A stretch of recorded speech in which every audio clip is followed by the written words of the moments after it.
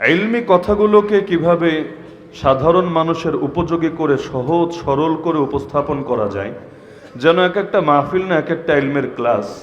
এই ক্ষেত্রে ইনশাআল্লাহ এই দেশের মানুষ এই আরিফ বিন হাবিব নামটাকে স্মরণ রাখতে বাধ্য হবে। তো সেই হিসাবে আপনাদের তো আসলে সৌভাগ্য, একেবারে গ্রাম বলেন, শহর বলেন, একেবারে চিপাচাপা বলেন আর বিশাল ময়দান বলেন, সব জায়গায় অতি সহজে তাকে পেয়ে যান। তো দাঁত থাকতে দাঁতের কদর করা দরকার। দাঁত যদি পড়ে যায় এরপর আফসোস করে কোনো লাভ হয় না।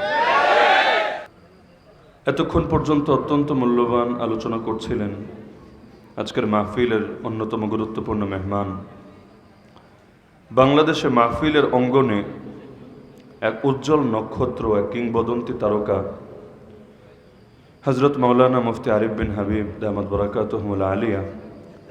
আল্লাহ তাআলা আমাদের এই প্রিয় ভাইকে নেক হায়াত দান করুন। আল্লাহ তাআলা তার ইলমে, আমলে, হায়াতে, পরিবারে, জবানে সব কিছুতে বরকত দান করুন।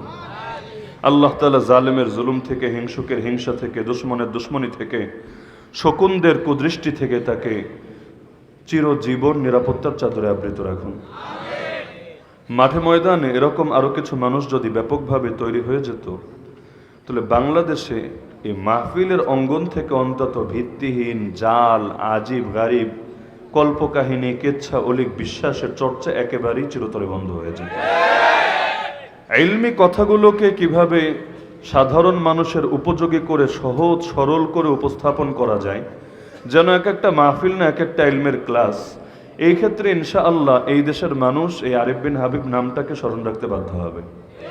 তো দোয়া করি আল্লাহ তাআলা তার জবান থেকে গোটা দেশের মানুষকে উপকৃত হওয়ার তৌফিক দান করুন। আপনারা তো কুমিল্লার মানুষ হিসাবে আপনাদের সৌভাগ্য, খুব সহজে আপনারা ঘরের সন্তানকে পাশে পেয়ে যান।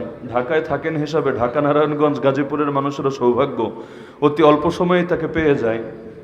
গত 2-3 মাসে আমাদের সিলেট বিভাগে না হলেও 200-400 মানুষ আমাকে অনুরোধ, মানুষ বলতে সাধারণ মানুষ না, কোনো মাদ্রাসার মুহতামিম, বড় বড় আলেম ওলামারা অনুরোধ করেছেন যে হুজুর দেখেন কোনোভাবে মাওলানা আরিফ বিন হাবিবকে একটা সিস্টেম করে এনে দিতে পারেন কি না।